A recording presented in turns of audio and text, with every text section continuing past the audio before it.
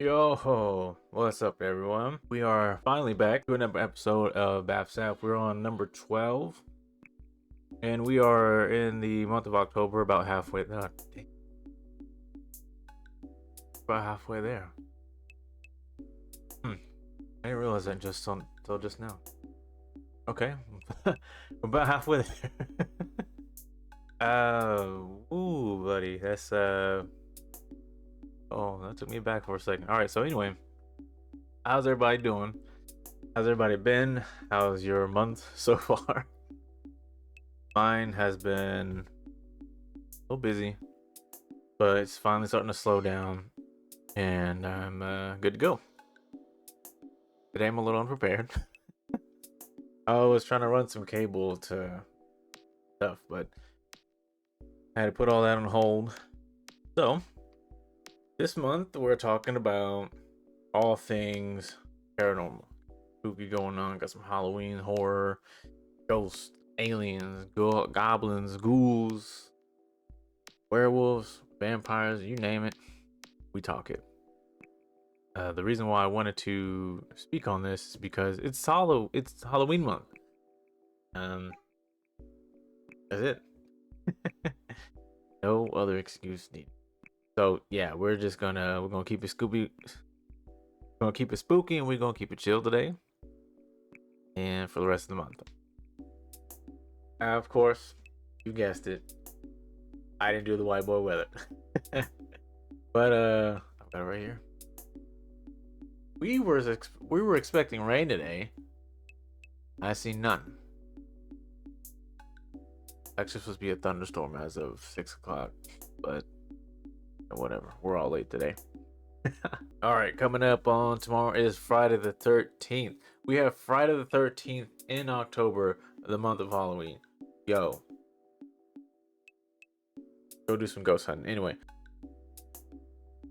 I'm into ghost stuff, okay? I've seen some things, I've experienced some things, I've ghost hunted some things. I'm all for it.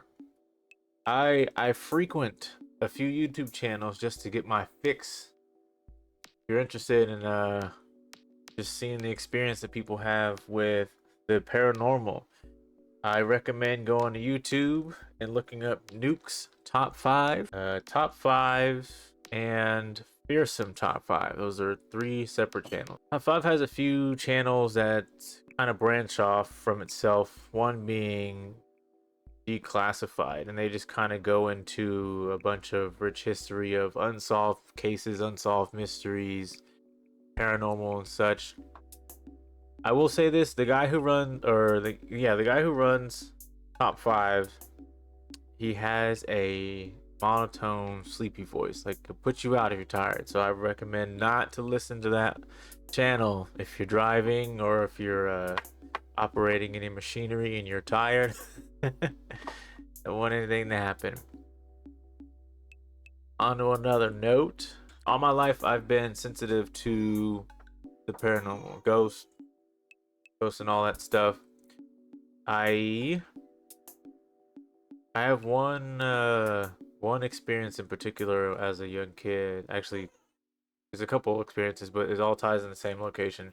But I mean, I have my experiences for me to know and for myself to share. But some people will find me to be they're skeptical of me and what I have to share because they're skeptical of the idea of ghosts being real. A few of the reasons that I have heard in my life is that it can't be proven. Well, how do you explain the plethora of videos and pictures that people have taken? Oh, that can be digitally edited. All right, so even with everything now having timestamps on them, you think that still continue to be digital edited? Well, okay, if you want to say that that can also be altered, all right.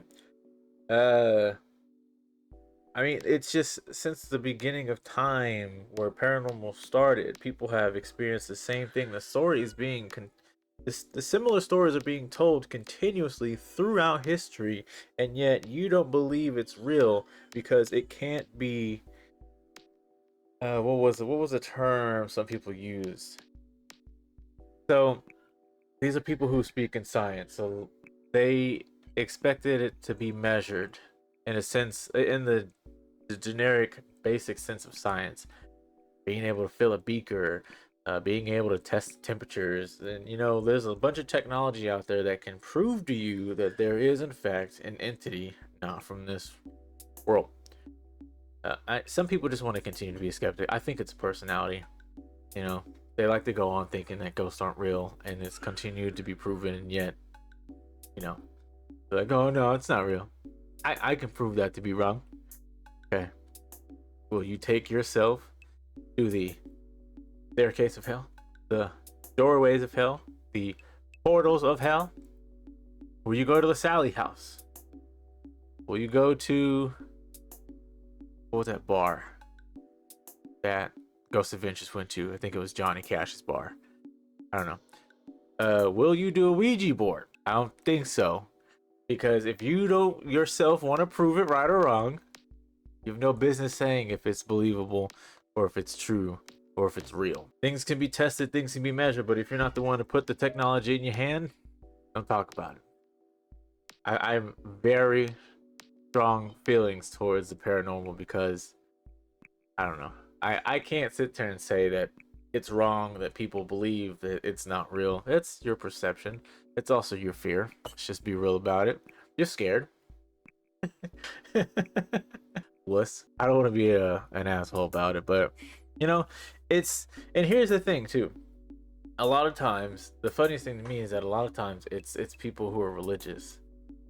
Um, I won't go into that. But my thing is that if you believe in the Holy Ghost, I mean, come on, come on, it's in the name. Anyway, I just find it very interesting. I'm very passionate about the paranormal because it's pretty cool. It's cool to me. The one thing that'll actually have me worried these days, I used to just kind of like want to tough it out and really prove myself, but after I've experienced what I've experienced, I know it's really is nothing to play with. Um, Demons, I won't mess with it. I'm familiar with them. I see what they've done to people. I see what they can do around people. It's like I said, I won't go into detail, but there are some thresholds not to cross when it comes to the paranormal because it takes a specific kind of person with a specific kind of skill to regulate the environment if anything pops off. For instance, uh, who are they? Ed and Lorraine Warrens. They're known for exercising demons and the paranormal when it comes to possessions of humans. They did that for a long. I wish I actually knew. I don't really know a whole lot about them. I just movies and a little bit of what I researched. But I mean, if you've seen any of the Conjuring movies, you may have heard their name. I mean, ghost stories end up usually going towards those people that they were devout religious.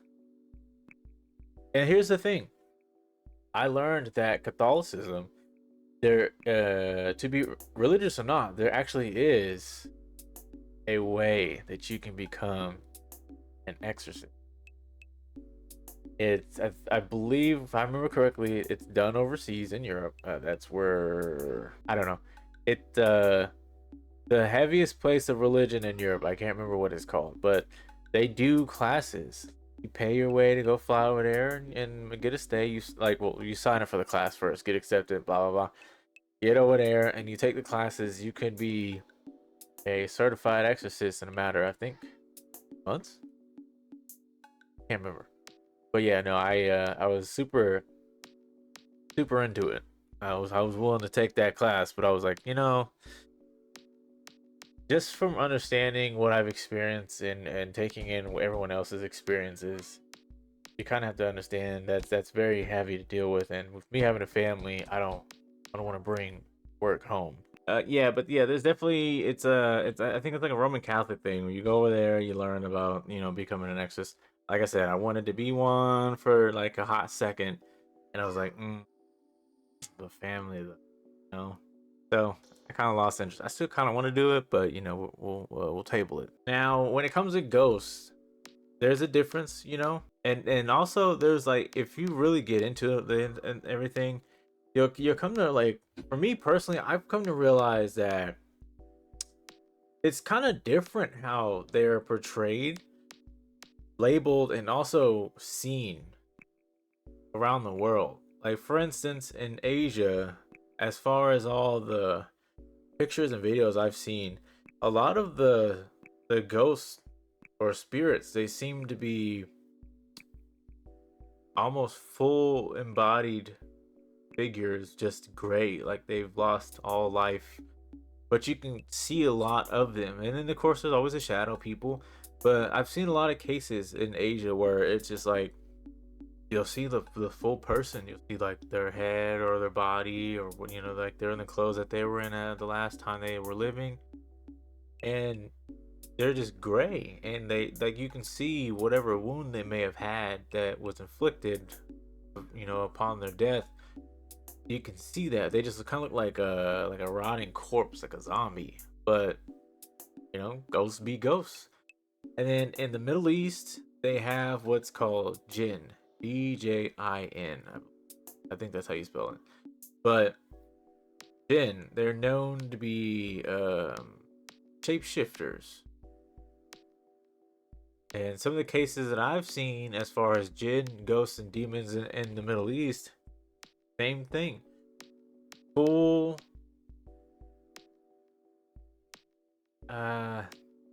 so yeah, so the cases that I've seen, it's full bodied, full detailed apparitions. But with the jinn, because they're known to be shapeshifters, or like and how we call them here in America, skinwalkers, they'll actually. I think they also play a game of mimicry too. It's that they almost go full doppelganger. A couple cases I've seen, like some people actually walked up and saw themselves. There's no mirror, no reflection. I mean, a lot of times people are going in full darkness at night. So there's no reflection, no mirror, and they see themselves, and it's like creepy, right? And then there's some cases where I've seen that like a lot of them I saw there were kids. Now, don't get me wrong, like you'll still see the floating trails of mist. You'll see like the ghostly figure of just like kind of like a shape of a person, but it's all like cloudy, misty kind of detail. But no, like then like in the Middle East, I saw that there's like kids, because a lot of times, you know, when it comes to seeing a kid, especially in the middle of nowhere or like in the dark in the middle of nowhere, you're kind of enticed to be like, hey, what are you doing here? Or do you need help? And I believe that's how the jinn reel in their victim. Like how, what was it, mermaids, they have, or sirens, they have like the singing. And then, you know, you're on a boat and you're a man, you go up on them, gotcha. So kind of like that, you know, they reel you in, they get your attention, and then boom. I don't know what happens as soon as they get you, but I haven't really done a lot of research to figure that out. But you know, I'm just super interested in seeing how people tend to put themselves out there to try to find out if this is all real or not. And a lot of times, it's people who like they are adamant ghost hunters. Like they go out there, they have all the equipment, they get out there, they go solo. And I know you're probably thinking like, oh, they probably have friends that, you know, they meet there and they have everything set up to make it look real. Yeah, probably. I mean, it's happened here in America. But some of these people are actually known to just kind of show up.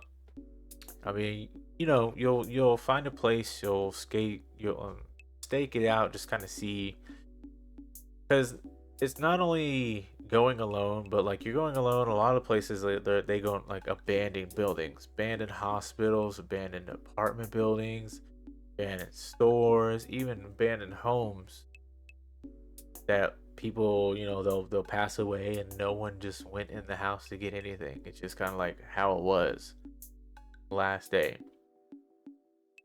A lot of that is a bit unhealthy to go into. A lot of stuff floating in the air, a lot of dust, and you kind of have to be careful.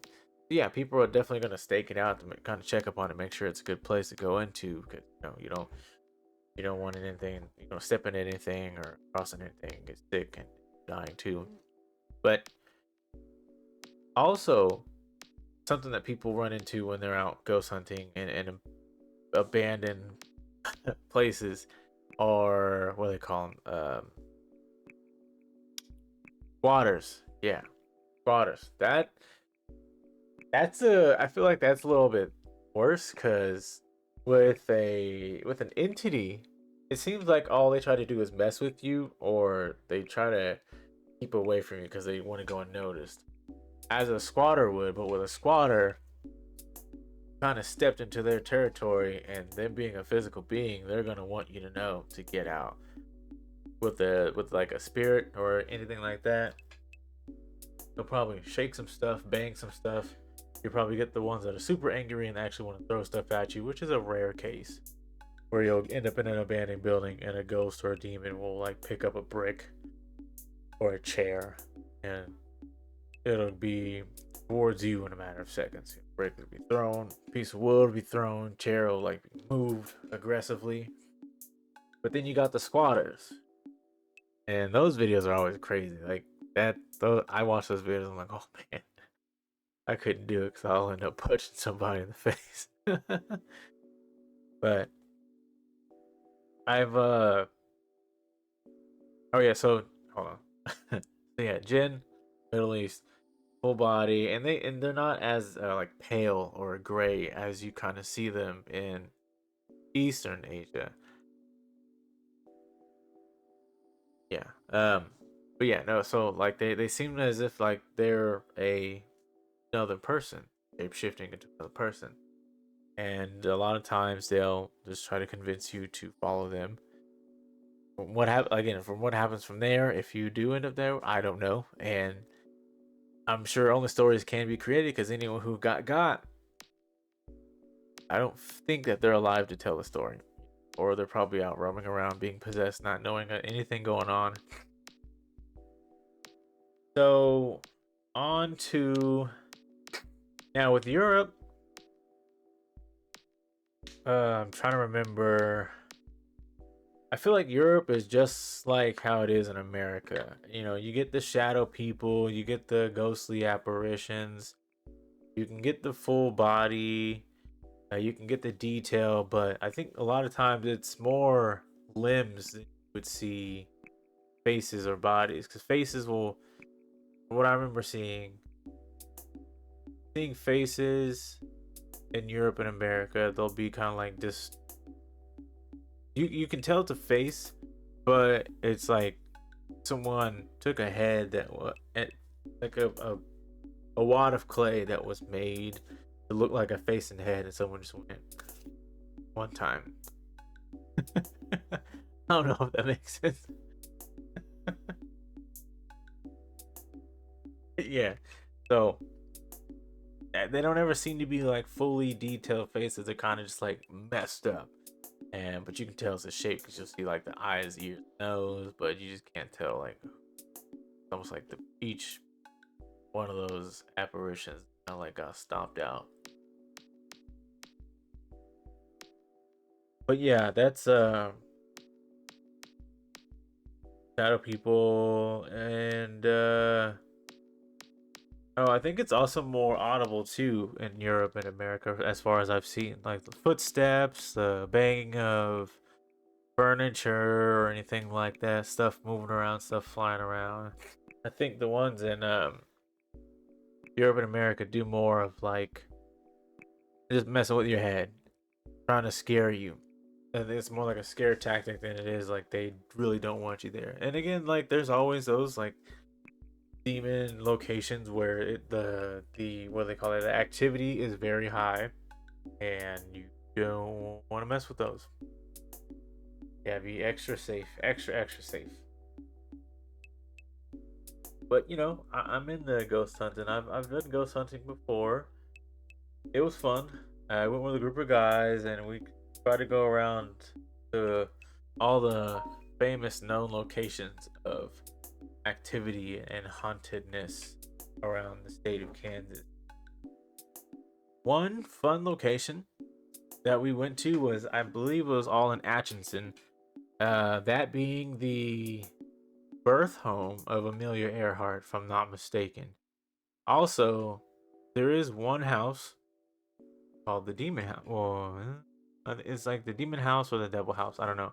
It's really cool. I was able to get a picture of it, but it's a house that's actually occupied. People live there. So it's listed on like a website or a few that, there is a house that has high activity of paranormal.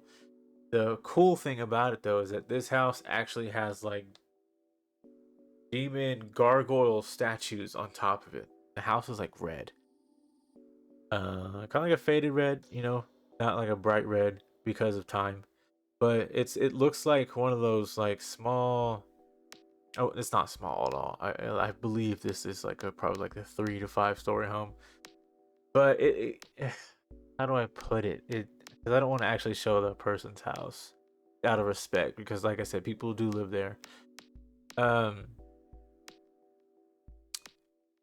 What's the best way to describe it? I want to say if you've seen the first season of American Horror Story, the house kind of looks like that. Actually, let me.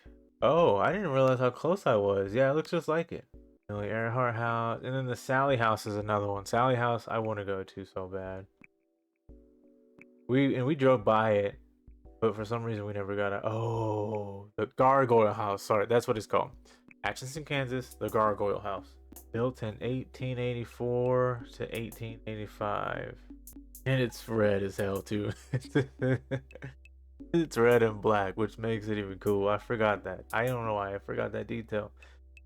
But yeah, if you ever get a chance, take a look for yourself, research it. Like I said, out of respect, I'm not gonna post it up. But there's actually someone mapped it out.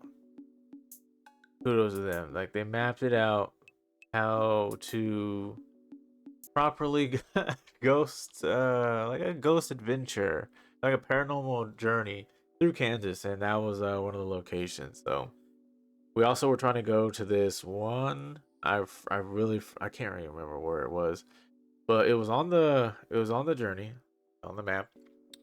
There was some lady who got hung in the forest or in the woods of a park, or it's now a park, but yeah, some lady had got hung. I think it was during the times of slavery. Um, remember the story being kind of crazy, but we were trying to figure out which tree it was that she was hanged from. Try doing that at like, what was it? Because it was I think we did it in October. It was so I mean it's 7 right now CST, Central Standard Time, and it's getting dark. So yeah, we were kind of going through the same thing. It was Central Standard Time, middle to end of October, and we were trying to find the exact tree this lady got hanged from. So that was kind of fun, but it was also getting kind of cold, and we're like, we're never gonna figure out which one it is. And I was like, oh, I was adamant about wanting to find that tree, but it was too much park to cover, and we were definitely losing daylight. So we bounced, we left. But no, I definitely want to go back on it again, because I will make it a 2 day thing. I want, honestly, I want to make it like a 2 to 3 day thing, because I want to hit those houses that aren't occupied. I want to be able to go inside them and just kind of like have a little ghost hunt sesh. Get some EVP scanners and ghost boxes. The spirit boxes, sorry. Get a spirit box. And of course, get some cameras. Get one recording and one, just snapping away. That'll be cool. Sally House. I forgot what that one was famous for. I want to say Sally House was on one of the episodes of Ghost Adventures. Oh, yeah, I remember this one. Okay, so yeah, this one is known for having some pretty deep activity. Definitely want. I believe people have left this house with scratches on them, feelings of having like headache, or dizziness. Their emotions were just kind of messed with it while being in that home. It's definitely heavy with activity.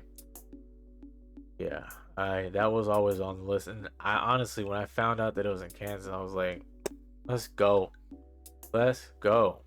So yeah, ghosts and demons. That's and honestly, like about the differences that I was just giving. And I'll recap. So, Eastern Asia, the ghosts and spirits, they tend to look like life drained bodies. You know, gray, pale. Oh, you know what? They kind of look like how they did on The Grudge. Toshio, the son, and of course the mom. Uh, like that's how they would look. Like a lot of videos, you would kind of see that they're just kind of like pale gray. Moving into the Middle East, they would look like people that aren't dead. Like they look like they were alive and well, but that's because they're known to be again jinn, shapeshifters. Moving to Europe, like I said, Europe and America seem to have pretty similar apparitions and ghosts. You know, kind of translucent figures, shadow people, floating mist apparitions, and like I said, it's a lot more active and audible than it is to like visual.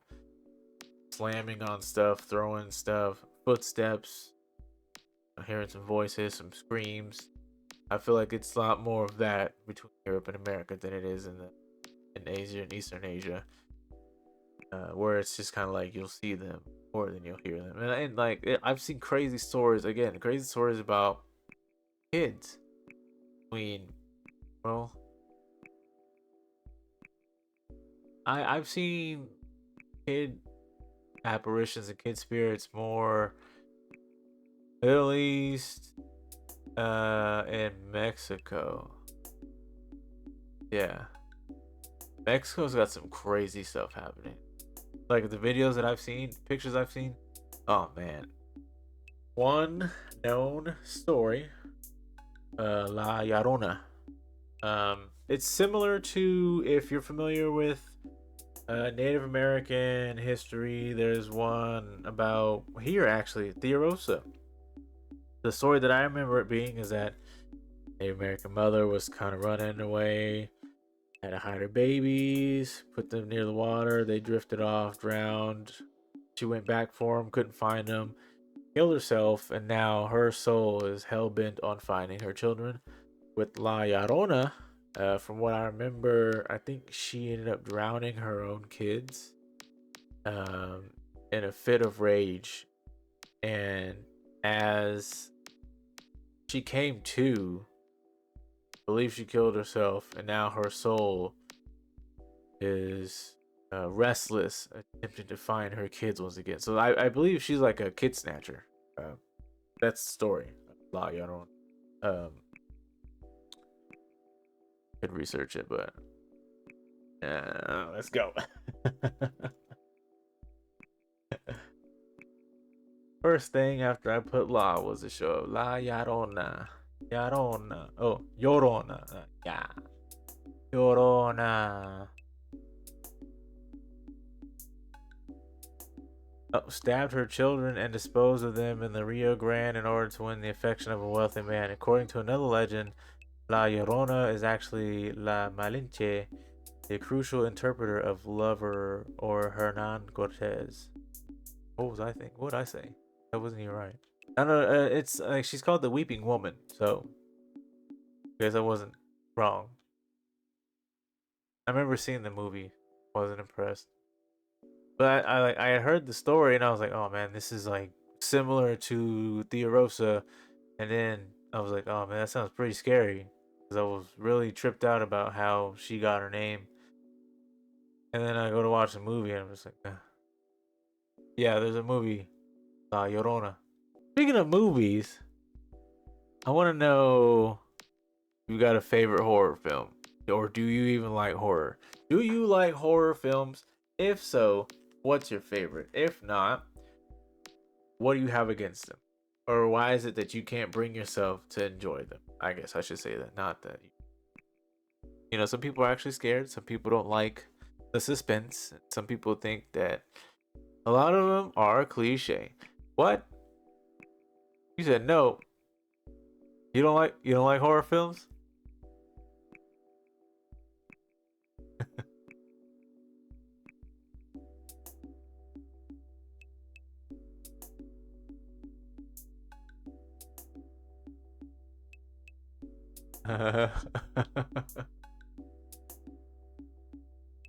John says hell no. I don't know. My chat box isn't showing up right here. Usually be right here, but it's not showing up. I think because I'm multi-streaming. I don't know. All right, so you say you're not with the horror film genre. What's your beef with horror films? I like horror films, but I'll tell you this. I'll be straight up and honest with you. I was never scared of any scary movie until I watched The Grudge. Believe I was 13 years old, and I don't know what it was about The Grudge, about the mom. What's her damn name? I gotta know her name. Kayako. Kayako. Okay. Babysitter. Sean says babysitter made me watch 28 Days Later when I was a kid. Effed me up for years. Oh yeah, I think I remember you saying that before. Yeah. Oh yeah, because I was asking about if there was a part in the movie where a guy gets his arm cut off or whatever. Yeah. That trauma. So like, do you still feel the same way as you do? Couldn't play. Sean says literally couldn't play COD Zombies when it came out. Dang, is that bad? And you're still that way? Like, do you get nightmares when it comes to like horror? Like, if you see something scary and it didn't sit right with you, do you get nightmares from it? But yeah, I would, and I don't know. I would watch all the scary movies, and it'd be funny because my siblings would be scared. I'm sitting there like, I'd go to sleep soundly, peacefully, no issues. And watching The Grudge, I don't know what it was. I think it was also the fact that this house that I was living in, me and my brother lived in the basement. There was a finished part and there was an unfinished part. Of course, we lived in the finished part. The unfinished part had the water heater, the pipes, um, and it was all cement, and it was just kind of creepy looking. And then there was a restroom with a shower. We never used it because no, it was like spiders. The lighting was weird. It had a yellow light, and like just to walk in a room, and like there's just this corner. There's always a corner, and like whenever I see a corner, I'm like, that don't sit right with me. Like and I would try to man up a little bit and go in there, but I'm just like no, because one, I don't want no spider on me. There was a bunch of spiders that we had like a little spider shoot because there was a bunch of trees and stuff, and that's how basements are, unfinished basements, especially in the area that we lived in. And I couldn't do it. I could not do it, and it was just like I don't know. It was always that back room. There's always something that felt off about it. I couldn't do it. Let's see here. Sean says, I don't really watch anything with it at all. I used to a lot. I think I also had to watch some of Dawn of the Dead. I also couldn't watch Shaun of the Dead, even though it was a comedy. I was supposed to be exposed to humans eating other humans violently while couldn't do The Walking Dead either. So is it just zombies or is it just can you do ghosts? Could you do Twilight? Vampires and wolves? Or is it just kind of like the suspense factor and the jump scares and stuff? Now, I think one thing that really got me about The Grudge, it wasn't the sound. It wasn't that. I think what it was that freaking scene where she was in the shower and the hand came out of her head and her hair. the first original American version of The Grudge. It's so just kind of give you context on that. The Grudge, it's a, I want to say Japanese film. Yeah, Japanese. It's called Ju-on. That's two words. Ju-on. Ju-on. It started out as a Japanese franchise, and then it got picked up and Americanized in Hollywood as The Grudge. I think there were 3 installments of Ju-on before it became The Grudge in America. Then, of course, the second one came out, the third one, and then the reboot. So yeah, we did. I think America did 3 of their own, and then we did that reboot with John Cho. I don't know, man. That first one, it was just there was a bunch of stuff happening in it. I was like, I don't know why I'm scared right now. I would like, I would be super aware of everything dark. Like if it say like there's a room that was half lit and the other part of the room had some like darkness to it, heavy shadows. You know, it like needed another source of light. I would not be comfortable in that situation. So I don't know. It had me messed up for a little bit, and then I finally got over it. I was like, it's just a movie. It's just that, you know, it's just a fake character, and I'm like, nah, because like I was fine with the ring. Although, like the first time I saw the contortion of the face, it kind of got to me. I was like, ugh, I don't know how I feel about that. That kind of made me feel weird. But I wasn't scared. Like it didn't mess me up, you know. But it was just I don't know. I don't know. I can't explain it. I think that was the first time seeing like an Asian horror film. I don't know.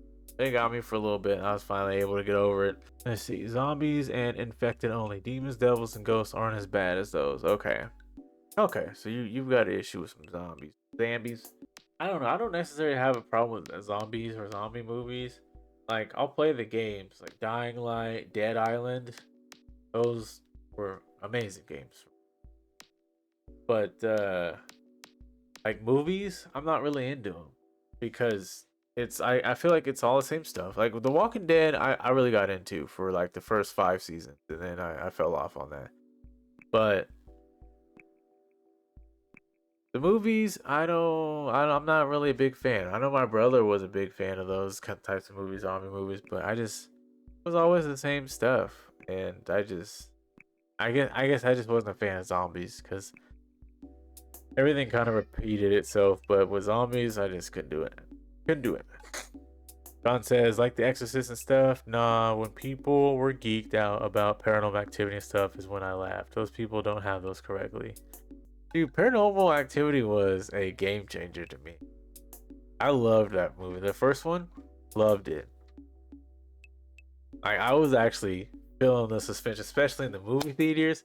Yo, the movie theaters, like when you're sitting there and you got that THX sound system, and you know that the demon is coming or the demon is there because the bass will start to like increase, gradually increases. Oh, it's there, and then there go door, footsteps. But yeah, no, I love the Paranormal Activity franchise. I had just about every movie in some way, shape, or form. I heard they were hold on, because I did hear that they were rebooting it. What the hell happened to that? Oh yeah, okay, so it's called Paranormal Activity, the next of kin. And I believe it was supposed to be a reboot. So instead of continuing where they left off, it's just kind of be its own thing. So let's look that up. Paranormal Activity Next of Kin. I'm seeing that it was released 2 years ago. I don't know anything about it. 2021 film, yeah. Yeah, they don't even have the same characters. Cause y'all remember Katie? Katie that was always in each and every one for some reason. Ooh. 30% on Rotten Tomatoes, 5.2 out of 10 on IMDb. But to be honest, like horror films never really got good ratings. I've I don't really remember one that did. I'm just forgetting. But Amazon Prime, YouTube, Roku, Apple TV, Voodoo, Paramount Plus. Man, I'm trying to find that tonight. Heck yeah. Sean says there's differences between devils and demons though, and it always bothers me that they aren't really on the same screen that much. That is true. That is true. I've never actually put it in a perspective to say that there are more than one devil. I always consider them to be demons. Angels versus devils. The devils are too busy fighting the demons of the abyss. Use that. Devils are too busy fighting the demons of the abyss. Use that. Oh, okay. Oh, okay. Gotcha. Use that. Oh, gotcha. Okay.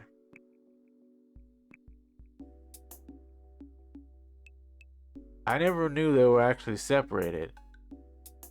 Devils and demons? Oh, okay. Huh. I'll have to look into that. Alright. Demons and devils. Demons are pure chaos and devils strike deals. Demons take. Oh, okay. Oh, a devil is a bound. Oh. Devil is bound to its contract lore wise as you are. If it breaks, it'll suffer the same consequences instead. It just knows every detail of the contract. Oh, a devil is as bound. So Sean's saying a devil is as bound to its contract, lore-wise, as you are. If it breaks, it'll suffer the same consequences instead. It just knows every detail of the contract. Oh, gotcha. Okay. Yo, what's your take on mummies? You remember those? Okay, so seems like you know a little bit about mummies. What's the thing about them? Like, how are they powerful? I've never actually known the lore behind mummies. I just know that they're wrapped in wrapped, put in a sarcophagus, found in pyramids, as traps. I don't know, but I mean, I've seen once or twice of it on occasion where like they're known to have power. So, what's the deal with mummies? Yeah. I mean, yeah. Let's do that. Let's go lore wise. What's how are mummies known to have powers? Ancient powers. Is it magic? Powers? You have to remember they were pharaohs, quote unquote chosen. Okay. If they were a servant to a certain god, that god has a champion that calls upon them. Oh, okay. Oh, like Moon Knight and yeah. Cool. All right. And I got the chat on the screen. Cool. That looks pretty good. I like that.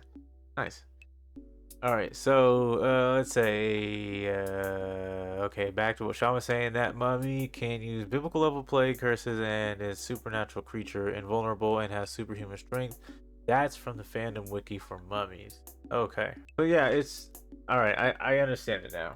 So it's just like how Moon Knight is with I forget who the hell he what the dang it the god's name. Oh, I'm about to find out who this Moon called, dude. Okay, it was Khonshu.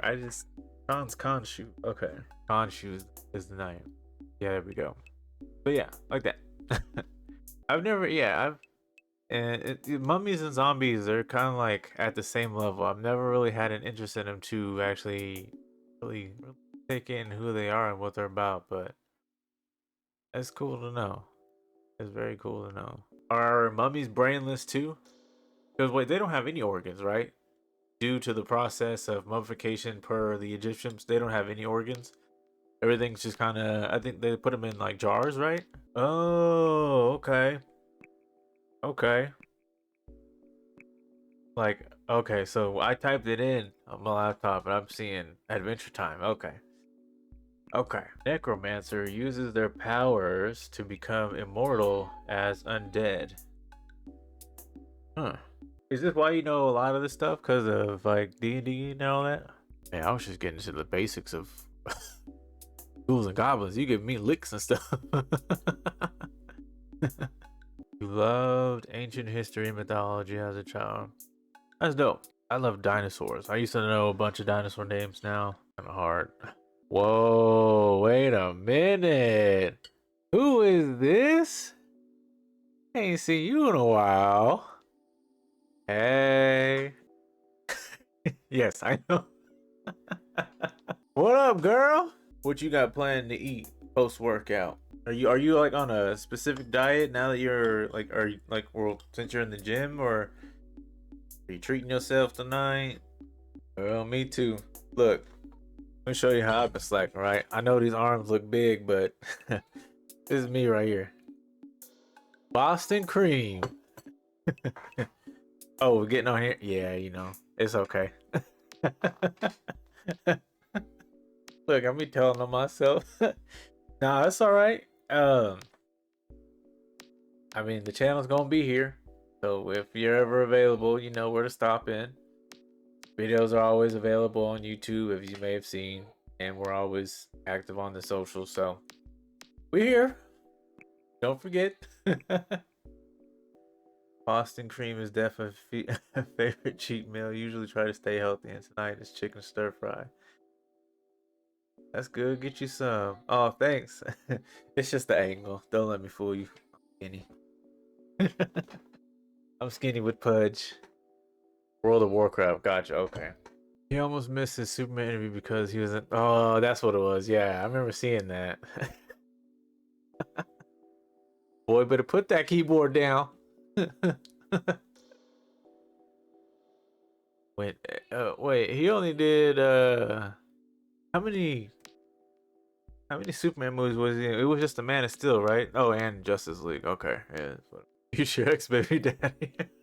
Only baby daddy. Like, y'all not gonna go any further than that. Like, if he actually gave you the opportunity to be wifey, you gonna be like, nah, just leave. Now that's scary. That's 18 years worth of horror. Oh, girl, acting like you a zoo animal. Can't handle me. Okay.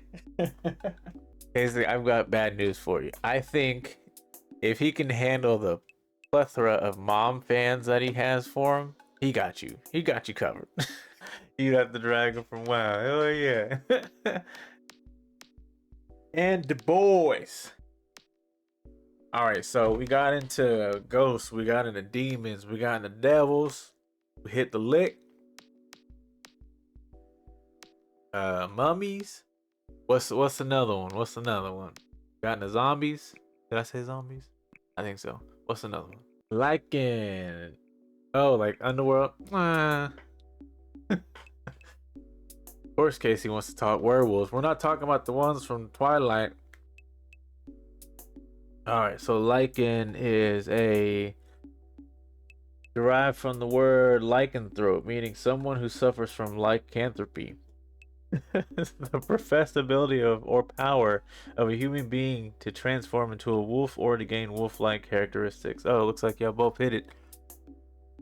Y'all hit it on the together. Y'all over there teamwork and me. True vampires. All right, so lichens have the ability to go wolf or have wolf-like characteristics. I'm assuming that's another. Is that also a thing in WoW or League? High five. Taking you to taking me to Paris? Okay. Oh, gotcha. All right. I had to confirm. I don't know. Casey don't seem tall enough to do that though. It'd be like, cause then you'll go for a high five and she's over saluting Hitler. I don't know if that's gonna work. I don't want no Nazi behind me like that, or in front of me for that matter. So nah, you got to pick a different one. Pick a different one. Put her knees on it. You gonna need one. I'm a tall glass of chocolate milk, and you gonna need more than a straw to drink me. Oh, okay.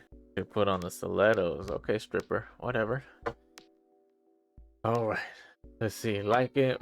Give me another one, Sean. What's another a creature or kind of boogin? How about that boogeyman? Let's look at boogeyman. Not boo man, boogeyman. Boogeyman. Lore. Mimics. Catch me in the corner every Thursday. Okay. Well, wait, hold up. Where you at? Hold up. Today is Thursday.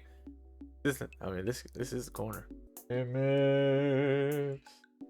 See what a mimic is. What about what is a mimic?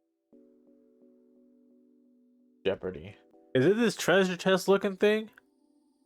After this is so what did you really mean when you said that you were at the gym? I don't think you were actually there. False hydras? What is a false hydra? They look like sperm cells. Oh, these things kind of look like the Hydra and Hercules. Jeez, these are kind of scary. This is gross.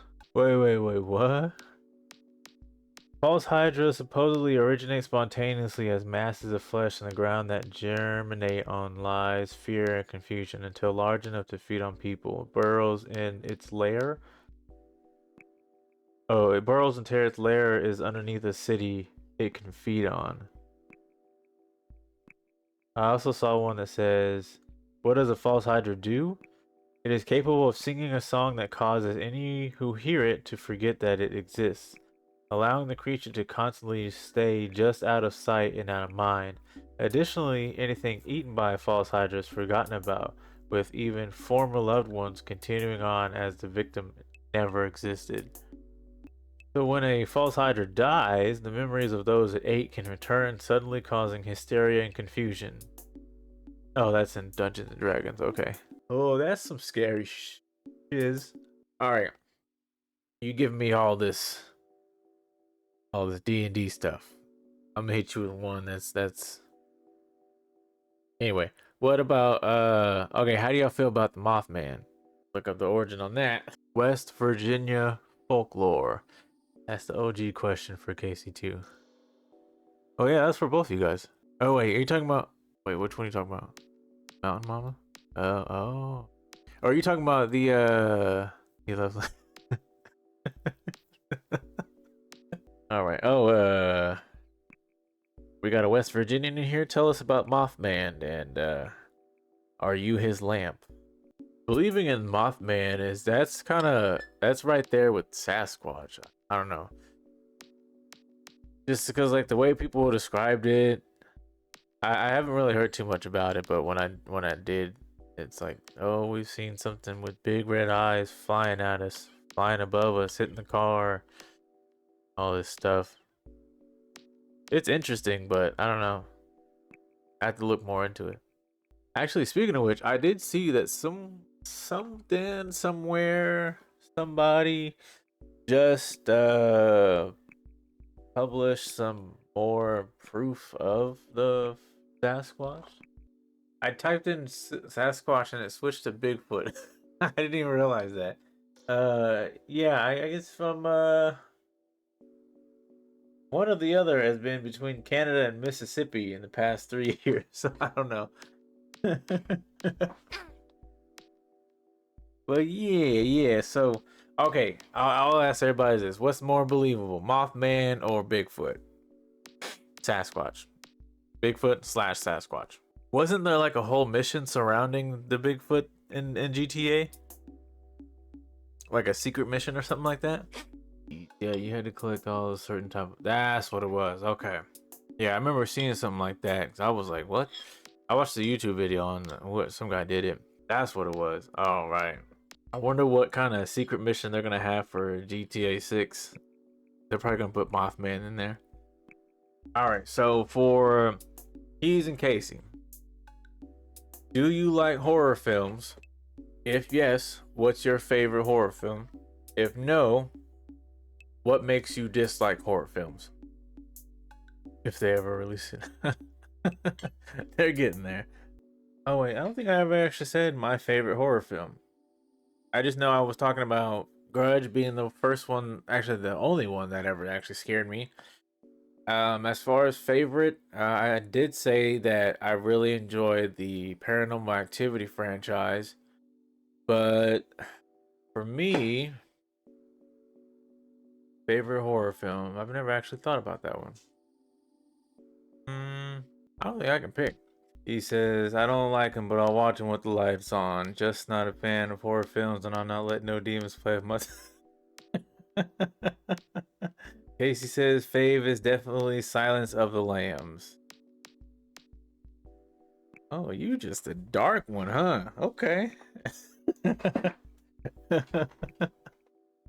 Keys isn't about the demons, and Casey's all about being a demon. Silence of the Lamb. Oh, okay. That came out the year I was born. What was that about? I've never actually get to watch that. I spelled lambs wrong for some. Oh, okay. Hannibal. Gotcha. Okay. I listen to metal every day. Okay. That's cool. No, that's cool. The farthest I've gotten with metal is watching Metalocalypse on Adult Swim. And listening to Disturbed Down with the Sickness. That's as far as I've gotten. Other than that, y'all can keep it. Sitting here thinking like I don't have a favorite scary movie, and I feel like I do, but one can't come to mind. I think I'll just stick with that for right now. Yeah, The Grudge and the Paranormal Activity franchise was definitely fun for me. But I mean, really, I just like watching ghost, like people do ghost hunting videos and stuff. So you said, Keys, you said that you don't do demons. So I'm assuming ghost hunting is out of the question. All right, so I was waiting. I think it's a good time. So, like I said, this episode and this month's topic is about all things horror, scary. Can we play 7 Days to Die together? Seven days or 7 ways? I listen to like scream. He says I listen to screamo or emo music that's as metal as I'll get, or Metallica. Sometimes I watch ghost hunting videos, but I mostly try to stay away from them or watch YouTubers play scary games. John says, if I had to pick a movie, I'd have to say anything infection or virus related. Those are world ending. Yeah, like what was it? Red Dawn. Red Dawn with Thor. I forget his name. 7 Days to Die. Let's see what that is. Survival game. Okay, okay. Oh, it's a first-person shooter. Oh, well, hold on. I gotta see what this is. Let's see. Keys is with the screamo emo and some Metallica. Watching some ghost hunting videos. I have to watch certain people because like I won't. That's the reason that put me off on Ghost Hunters. Ghost Adventures was a little better, but Ghost Hunters they ended up just being, people found out they were bullshit. But with Ghost Adventures, I enjoyed watching them up until like there was a certain point where each and every activity that happened that they recorded, they reacted the same way. It's for me, it'll be people's reactions that kind of put me off to watching videos because especially when you're the type of person who goes out and you're like, oh, I want to go, son. Oh, I want to go here. I want to go here. And then, you've done it multiple times, but like each time it's just like you do O face with a huge gasp. I don't know. I find it kind of annoying. Or like when people they react and it seems like they're faking. Yeah, no, I hit X on the video real quick. John says, "quote unquote house is haunted." Bet I'm going home. I went. Casey says, "Love some melodic dubstep too." Keys, I think about you every time I listen to the song "Survive" by Blanky. Luma, since you introduced it to me in Korea. Oh, you like melodic dubstep? Okay, I feel it. Yeah, I'm into dubstep myself. I actually just got done watching Excision's Lost Lands that he did a few weeks ago or a couple weeks ago, and I've decided to officially start preparing to go to Lost Lands next year for my birthday. That will happen. Oh, and then that game 7 Days to Die looks pretty interesting. It's like a pretty good survival first-person shooter game. Looks dope. I'll have to look into getting that. I think the first game I've been meaning to play this for the longest. I think the first game I'll play is Fear 2. But I don't know. I think I might re-download Outlast and put that back on because I haven't finished it. I think I made it to level 2 and I was like, okay. Keys is into house and synthwave. That's what's up. Yeah, that all sounds good. All right, I got a little treat for y'all. I'm gonna go ahead and hit you with a ghost story. Okay, so, I was about I want to say 14 or 15, not 11. I don't know. Between the ages of like 12 and I think 15. So, uh, my stepdad, his parents, they used to live in a house kind of out in the middle of nowhere. Um, and through their family, it's always been known that there was some activity in their basement. Nothing bad. I wouldn't say anything good or bad. It was just kind of neutral. You know, some stuff moving around, pictures being tilted, and they had a bunch of pictures on the wall. And so, you know, like you have a picture like this. You know, they would come downstairs, and all of them would be like that. Not a whole lot, just not like this. Just like so, doors would open, close, picture frames, and then I think people would like whoever stayed downstairs because they had like a open bedroom or something. I think they said that they would feel like gusts of wind as if something passed them, or they would feel like something was like with them. So that was always, you know, within their family. Well, when we started to go over there, my siblings and my mom, you know, I was always curious. Like I want to know, like you know, kind of scared because you know when it comes to basement stories, they all kind of have that same eeriness to them. So me as a kid, I'm like, ooh, you know, I think I kind of want to do that. I want to know what it's like down there.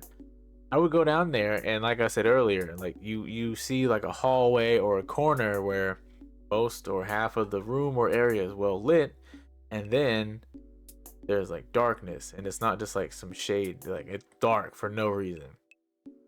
So you go down the basement, the stairs kind of like they do like a U, but like they kind of yeah. So go down, hit cut left, go down, cut left again, and then you're at the bottom. The main area of the basement looks pretty cool. You know, they got a carpeted area, they got tile, like vinyl tile. And then like as you take a step or two away from the stairs, turn to your left, down the hallway, they had I think there was like a spare bedroom, a gym, the laundry room, and then the staircase to go up to the garage, right? So and then like the main room had a restroom, had a couple couches and a TV. So one night me and my brother I believe stayed over our grandparents-in-law's house with our cousins-in-law. They you know we got to hang out a few times, and like they were in town, and we're like, oh cool, we'll go stay over there with them.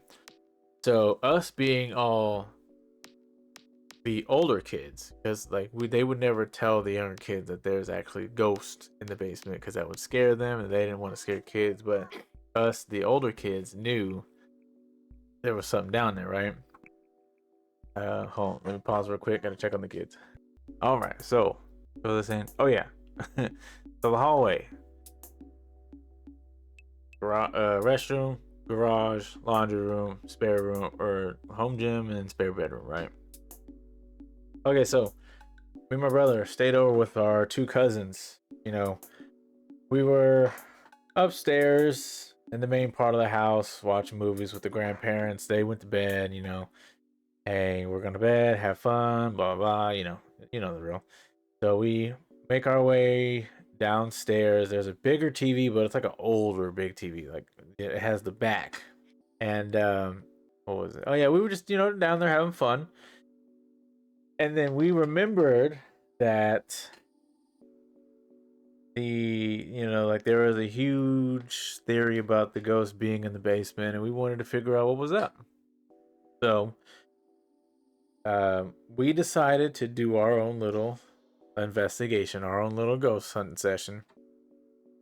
We I so this is the time I think I was like 12, like 11 or 12 now. I remember because I had a flip phone. I had a what was it, a it was like a cricket phone, like a Nokia cricket. I don't know. It was blue and silver, and it was a flip phone. That's all I remember. But so we go downstairs, and we're setting everything up. We're like, oh, okay, so like let's be for real about it. We gotta be quiet. and we're gonna record stuff because we wanted to know if we could actually get something on record. Let's see. Casey's going with the Gal Gadot Wonder Woman for Halloween. Uh-oh. Sean said you stay away if you would. So yeah, we ended up playing chess. Our grandparents had this like kind of like a big chess board, and the pieces were translucent. Actually, no, they were wood with felt at the bottom. Anyway, it was a big chessboard, and I pulled out the phone and did like a voice recording, where you could just like record stuff.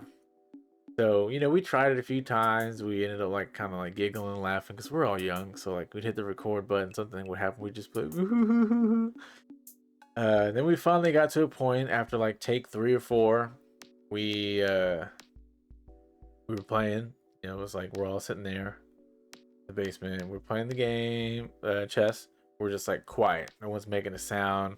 We're just like, no, let's be serious this time. Silent. And then like one thing happened where like a chess piece fell or clanked, and we were just like, we froze up for like a second, continued on. I hit stop, I think, because the boys, my brother and the other young cousin, they wanted to use the restroom. So we took a break. They went together upstairs to use the restroom. I was like, well, whatever, y'all go ahead. I'm gonna stay downstairs because there was a restroom. Like I said, there was a restroom right there, but for some reason they ran upstairs. So, yeah, I was left downstairs by myself for like a good, I want to say 5 to 7 minutes. In that time, I decided not to record, but I just kind of got up and walked around to see if I could actually see if any of the picture frames had tilted. I believe back then I was off and on with glasses, so I had to kind of like squint or get close to things to see. And I went to look, and I was realizing that a lot of the pictures that they had were from past relatives, and the pictures looked like how presidents did on dollar bills. So it was kind of eerie to like really look at them in full detail up close. I was like, oh man, okay. So I'm still waiting, and I'm walking around. As I'm walking from the stairs in the hallway, I'm still on the vinyl, just behind the couch. I end up in front of the couch, and so I'm in the area just in between the couches, which are at an L shape, but there's a 2-seater and a 3-seater. And I'm in between the couches. I'm pretty much in the living room of the basement, and I'm in front of the TV. As I'm looking at one of the picture frames, I hear the 2 boys, my brother and my cousin, are starting to come downstairs. As I hear them coming, I see this figure in the reflection of one of the pictures, and I saw that it was a woman. She had black hair, she had black skin, she had a white dress on because the cuff of the neck went up here, and it was like a drop down, like a normal like old timey dress for someone to wear, right? Or like a wedding dress. So, and the thing is, I had heard moving as if something was swishing, and like with dresses, kind of like a windbreaker. There's like, if they're big like that, it kind of swishes. So I see this reflection, but I don't just see it. I see her moving in the reflection of the picture itself. And so I was like, whoa, I heard it, I saw it, I turned around, there was nothing or nobody there. Oddly enough, the boys were coming down the stairs at the same time, so I was like, yo, hold up, wait. And they're like, what? I'm like, no, just stop. As they stood still, they're like, what, quit playing. I'm like, no, quit. I had to look at the picture frames that I had saw the reflection of her in. I had moved like this. I took 5 steps to the right, 5 steps to the left, 5 more again because I was 5 away. I went forward, I went backward. I could not repeat what I saw. And I said, go upstairs, come back downstairs. I had them boys go up the stairs and down the stairs 5 times. As I'm still moving around, I could not repeat who and what I saw in those picture frames. I told them about it. They got bug-eyed. And I was just like, whoa, because I could tell it was a woman. Like the way that the hair was up, it was very like 1890s to, well, like 1800s, kind of like that, late 1800s, early 1900s. And I was like, we were at this time, we're all just kind of like freaking out about it. I'm like, oh man, I know something was walking behind me. And so as I'm like looking around, I was like, wait a minute.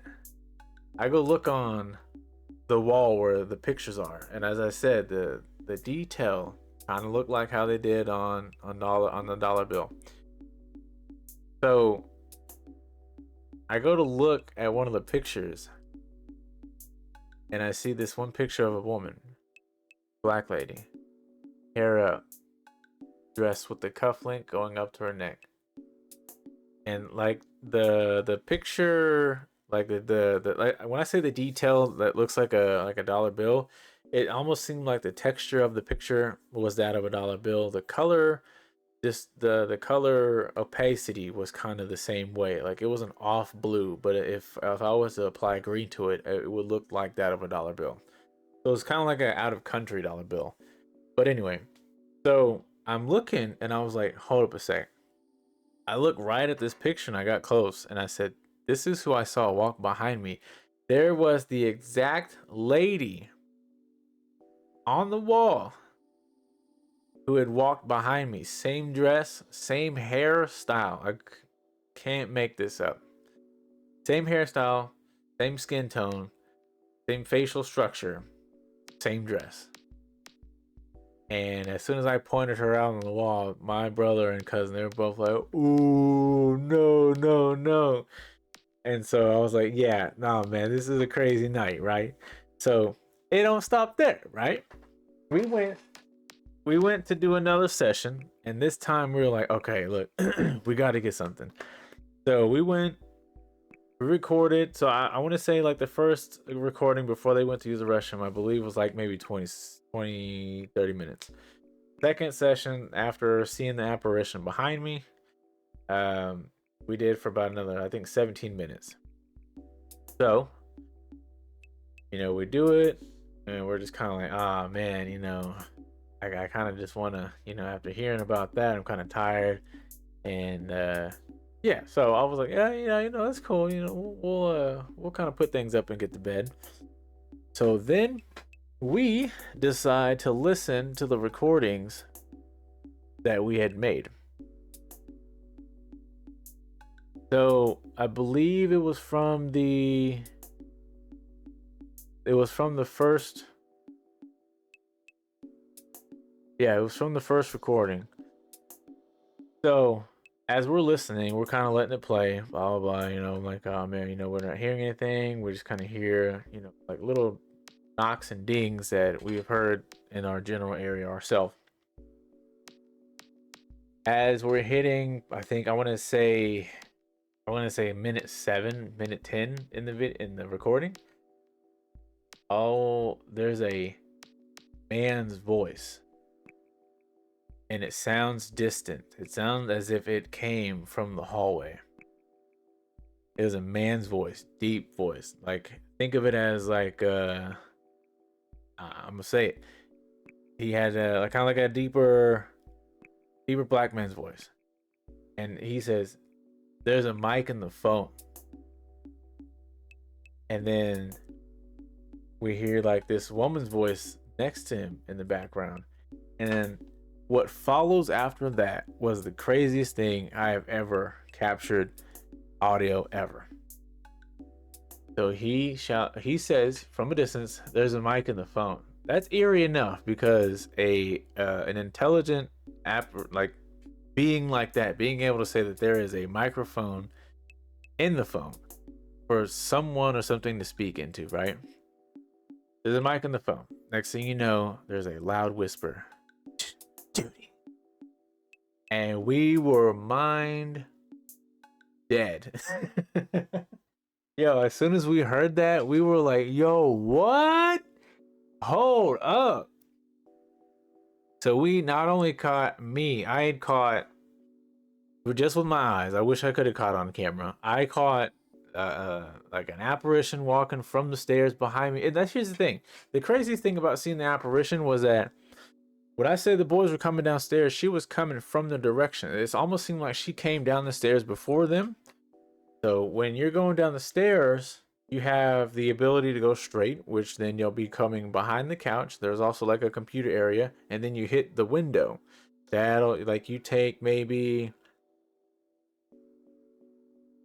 I want to say about maybe 12 to 15 paces. You're hitting the wall, the window. To your left, like I said, is there's like a bookcase, restroom, two-seater, hallway, which has the access to the garage, spare bedroom, home gym, and the laundry room. So when I saw her walk behind me, she was going towards the window. There's nowhere to go. Like there's like a small little office area, but like literally, if I was to turn around, there's no doorway. The window's closed. It was never touched. Like we don't touch windows. So I was like, where did this person go? Not only did I catch someone walking behind me, going, I don't know where. Two voices that night, and an intelligent one at that. There's a mic in the phone. Like, oh my gosh, like we were tripping on that so hard because we were just like, how do you know that? Like, what? And then like we went and actually did some research. We were like, no, I'm awake for another 30 minutes. So we ran upstairs to the house computer because that's, you know, it wasn't until technology started getting cheap and more advanced where everyone could have their own thing. So like there was a house computer upstairs. We went upstairs, third floor, to research the Judy person. Turns out there was a Judy in the family, and I believe we actually saw. I don't want to say that. I don't know if there was actually a picture of a Judy on the wall, but there was in fact a Judy in their family tree. So it was crazy. We actually never even found out who the guy could have been either. We didn't really look into it. It was just kind of like saved. As far as the video goes, there was no video. It was audio recorded, and it was on a flip phone. I actually saved that flip phone for the longest. And then some way, somehow, I don't know where I was or what I was doing, but someone in my family gave another family member my phone, and they deleted everything off of it. I was so pissed because I saved that phone specifically to access it again to prove that we had captured something that night, only to find out someone took my phone and did away with the material. I was so upset. So upset. And because like when you watch the videos online of other people's experiences, it's so spine chilling. But when you get to hear it yourself and hold the device in your hand that you press record, that it's your phone and you were in that room, it's like, oh man, oh, it's a different feeling. I would have wet my pants back. Hey, look, man, luckily the two boys went upstairs and went pee. I think they would have too. But I was so geeked out about it. I loved it. What were y'all saying while I was talking? I'm probably gonna wear my flight suit because it fits now, Sean. Casey says, hell yeah, go Maverick. Let's see. Keys would have fainted. Sean says it was inverted. Casey says it'll be on Insta if I do wear it. Hit us with the link to your Insta. I'll do the same in video wet pants. Yeah, so that was one of the experiences I've had as a youngin. As far as ghosts, there are other stories. I think I might hit y'all with one here in a little bit, but we'll see. We'll see. Does anybody else? I mean, just by the reactions, it doesn't seem like anyone actually has an experience. But I'm gonna ask: has anyone had a ghost experience, paranormal experience, anything like that? That water good, boy, I swear. I don't know, I just went Cajun for some water. I could definitely see it as a very scary situation. I'm not even gonna sit here and lie as if I wouldn't. I think I'm just so used to it because I've been sensitive to that kind of thing for as long as I can remember. I've always been able to feel things are off in the room. I've always been able to feel like something's there. I've always felt like something's been watching me at times, and I don't know. I've always had this like sense of death and existential existence, past living. I don't know. It's yeah. I've always had that kind of thing, and it's always interested me because I think to have the ability, I don't know. I couldn't be scared of it. I didn't want to because it's just fascinating to be that kind of medium, to like to that bridge between life and death. I always would sit and think to myself, would I be the type of person to be a medium and like help people speak to the dead? I think that's a huge responsibility because from my experience, like I was telling Sean in the stream earlier, you dabble with anything accordance to like the Ouija board or seals or opening portals, anything like that, things can get things can get out of hand really quick. Dealing with things where it opens up a doorway to to non-living, it can get out of hand really quick if you don't have any control over it. That's why some people they have a negative experience when it comes to dealing with Ouija boards. Not only are you like you're going into it as a game, which is weird to me that that was even a game in the first place. Like that is still on shelves. Like I could go to the mall right now and pick up a board if I wanted to. The fact that that was a game is a game is crazy because I am fully aware of the capabilities of a damn Ouija board, and it was a kid's game. It's the way you see it in TV and movies is the same way you see it on the shelf in store in a kid's toy store. Board games, go see it. Ouija, like oh my gosh! I remember I went and I saw it on the shelf. I was like, yo, I want one. I want one so bad. I was like, nah. Got a family. Don't want that in the house. He says, I don't mess with that stuff. That's a big no-no. Too much demonic stuff out there. There is indeed. I'm glad you're aware of it to know not to mess with it. Look, it's kind of like it's like having those kind of neighbors, like, hey, you stay on your yard, I'll stay on my yard. A lot of spirits and apparitions, they don't really care to be bothered, nor do they care to bother you. But as Sean was saying earlier, you have demons who are all about chaos, and you have devils who are all about making contracts. Demons can get scary, and if you think you don't have a fear in the world, watch yourself or a loved one get possessed. Watch yourself or a loved one be tampered with by something you can't see or touch. And it's aggravating because to not only know and experience that, but to also know that the emotion that you have towards that event or that entity is only feeding it. And if you have a tough time dealing with your emotions and under pressure, run, find an exit, run. And if you're religious, start to pray. That's all I can say. But yeah, Ouija board in the kids store. Yeah, I thought that was the craziest thing. To actually like see that was real still in 2020s, man. And it was like $24.99 or $26.99, like very inexpensive. Let me see. You can probably find one on Amazon right now. And it's still oh wait, no, it's not Prime Day. That was yesterday. Get a Ouija board on Prime Day. Here's a steal of a deal. Want to possess your family members? Open up a portal in your house? Buy a Ouija board off Amazon.com. 4.5 stars. 204. I think the craziest thing I've seen is a Ouija board blanket. Like a printed Ouija board on a blanket or like a throw. Because I want to know if it works the same. Cold in the winter? Need to cozy up? Find you a Ouija board blanket. Get possessed while you warm up. I wonder what you would use as a planchette, like a magnifying glass or some shit. Oh, let me stop before I get one of these put up on my doorstep. I'm a researched it too. I wonder if it's true. Like, in order to actually fully get rid of a Ouija board, you have to gift it to someone else, and they have to accept it. Otherwise, it stays with you, and you're still connected to it.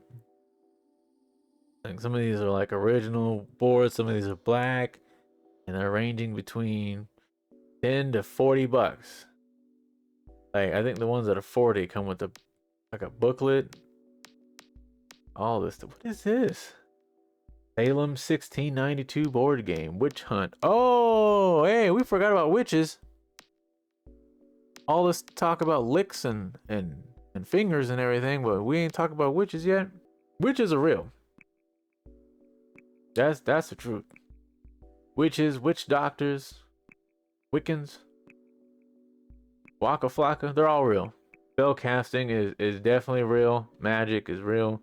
Not like illusionary magic, like David Blaine type stuff, but you know, like I put a spell on you type. What is it? Voodoo. Man, how do y'all feel about voodoo? Look, I've not actually done a lot of research about it, but just to speak it now, I'm like, oh man, voodoo. No, that's a thing. Hoodoo is a thing. I keep laughing at it, but I know I found out that's an actual thing. So I put on disappointment face because I see that there is a Ouija Planchet Popo Funk. One left in stock for $54.95. I want one. All right, let's see. How to officially get rid of a Ouija board. What is the best way to get rid of? Okay, how to dispose of Amazon has a do's and don'ts of a Ouija board? Oh, customer review. Okay. Then they give it a 1 star. You knew what you were buying. How you gonna give it a 1 star? I heard that if you throw it away, it'll reappear in your home. Poltergeists are fun that way. Some people say burn it, cut it, bury it, bless the board with sage, gift it to someone else. If you don't dispose of it properly. All right, I'm gonna give y'all a little something right here. So like I said, I've been sensitive to ghosts and stuff. All right, so I tend to experience a lot of stuff. It's like it's unexplainable, and the reason why I say unexplainable is because sometimes I'll be like half asleep, but it's kind of like that dazy feeling where you're awake but everything seems kind of hazy. In that moment, and it happens often, like when I'm forcing myself to try to stay awake, I just kind of get in this like state where I'm very kind of like I'm like halfway in, halfway out, and but I'm saying I start to hear voices, but like it's like it's not like anyone talking to me. It's just like I hear conversation, and sometimes, rarely do I hear like somebody screaming or yelling. But there's been these occasions where like I'll be like in and out of sleep, and I'm just kind of like, and I'm in that haze state, and I'll hear something yell at me, and it's not only do I hear this voice yelling at me, I can almost feel that feeling of being screamed at. Like, I don't know if anyone's ever felt that. I guess with, you know, everyone in the chat right now being in the military, I don't know if that's, you know, you have someone scream at you. Not only can you hear it, but you can feel it. Like, you can feel the energy of it, right? It's weird that I'll be in the haze state and I'll hear something yell at me or to me, and I can feel it, and it'll shake me awake. And I'm just kind of like in that state where you're kind of like in shock. You kind of feel your heart beating, and you feel like you're kind of empty for a moment. So that's just context, right? So like the other night, I was just kind of like I couldn't sleep, and something felt off. And I know some things are off because my kids are sensitive too. Like they'll all sometimes cry at the same time at night. But I couldn't sleep. I couldn't stay asleep, and it was weird because I also had to keep getting up to use the restroom, and I didn't drink a lot of water for that to happen. But anyway, so like I went to lay back down, and I'm tired. Like I just want to get back to sleep. I lay back down. You know, I'm comfy now. Takes me a few seconds. I start to doze off. Next thing I know, I hear loud as day. Some female voice said my name. And I thought it was my wife. And I was like, wait. I was like, huh? Yeah. What? And I didn't get a response. Now, you know, she sometimes likes to like murmur stuff in her sleep, but I've never had anything to where don't say that. I live in a simulation of all skinwalkers. They're just watching every move. Uh so and here's the thing. When it comes to like if you guys have seen ghost videos, like you get those really creepy ones where like people hear call outs to them. Like in cases of like jinn or skinwalkers or just even normal ghosts, they'll use the voice of someone that you know or yourself and they'll call out to you. And it was weird because like I'm laying down, Danielle's no more than maybe not even a foot away from me. And it sounded like she was just up and she just said, Michael. And I was like, yeah, what? And I got up and I looked up and it just felt like I had this like shiver go through my body. And I looked around, I'm like, wait, hold up. Something don't feel right. And I looked at her, and of course, like you have sleepy eyes, so you're just like, I had to look at her. It's dark. I'm like, I had to make sure she wasn't like moving or sleep talking. But I was like sitting there confused. I'm like, wait, what the? No, because that was too loud. It was like she was awake talking to me. And I was like, oh, I'm gonna stare at her and make sure she don't say something else, so I know, you know, like because I wanted to be like, hey, okay, it's her talking. So I was just kind of like, just waiting, just sitting there breathing, just waiting for her to say something else so I could be okay. Nothing. I was like, let me go back to sleep. John says, when it comes to a skinwalker, don't answer or acknowledge it. That is the truth. That's the truth. Unless you're ready to deal with what's next to come, ignore it. And in some cases, in rare cases, you ignoring it will only entice it even more because it's really trying to get under your skin. Ha, that was a possession joke. But yeah, it's just like if you're ever in that position where you feel like something's there, leave calmly. Don't jump up in fear. Don't fuel it. Just kind of, you know, get up and walk out calmly and as quick as possible. Kind of take a moment to breathe, assess what happened, and then if you need to, call somebody or go stay somewhere else. Because it's mostly happening during the witching hour, and you know you've only got a few hours of that window. So, but yeah, no, I've had some weird things happen to me in my life. Let's see, not even then. Key says if you have a sense of peace over you, it's Lord, and if it's a feeling of uneasiness, it's something else. That's the truth. If you're walking in the woods and hear a sound, no, you didn't. Yo, okay, I'll tell you guys about a video I saw. So this guy, I think he was in Asia. He was an Asian man in Asia, in the woods of Asia, I should say. It's either Korea or Japan.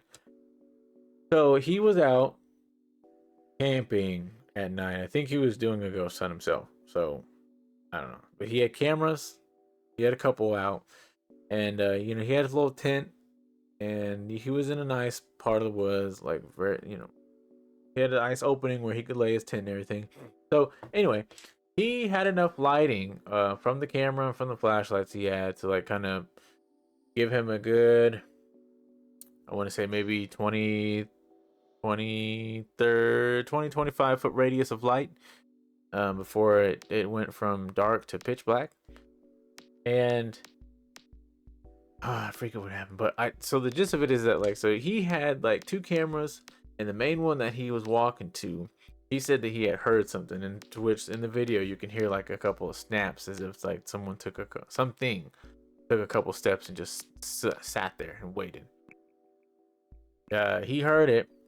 He looked in the direction of the sound, said that he had saw something moving, decides to book it, left his equipment, left his tent, left his sanity, for Casey. Casey, where you at, girl? But as he left, as he panned out of the camera's view, right, you just start to see these shadows emerging from like behind the bushes, behind the trees, from the darkness. At the end of the video, there were at least 7 shadows that started to follow him, emerging from the darkness, walking through the light, walking through the camera. Like, it was crazy. I was like, that, nah, that I couldn't do. Like, if I knew I started seeing shadow people in the middle of the forest, nah, I'm out.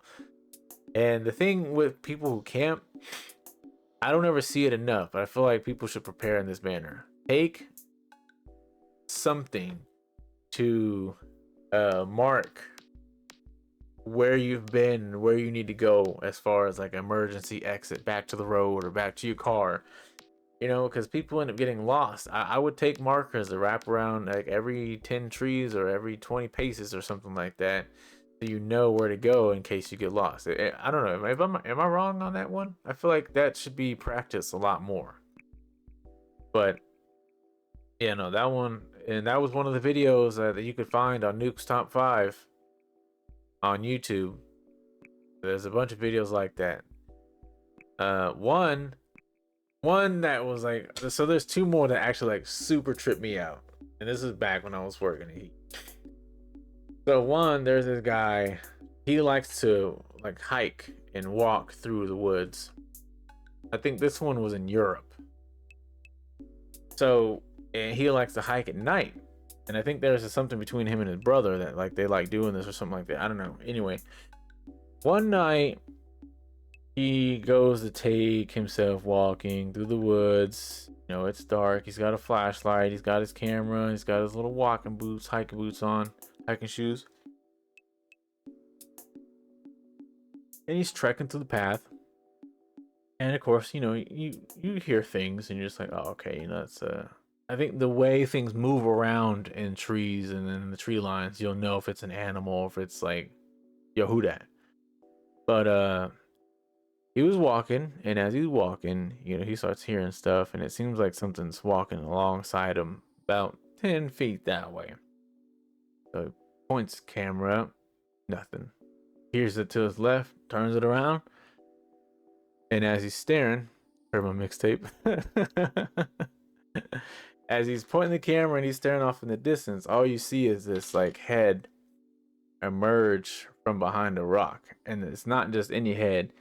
It looked like so you know how people used to do that mannequin thing where like they put the hoodie on it. Yeah, you might know what I'm talking about. So like it looked like it was a mannequin head with the hoodie on it, because like the face features were that of kind of like an alien or just like the mannequin. The skin color was like that of the mannequin.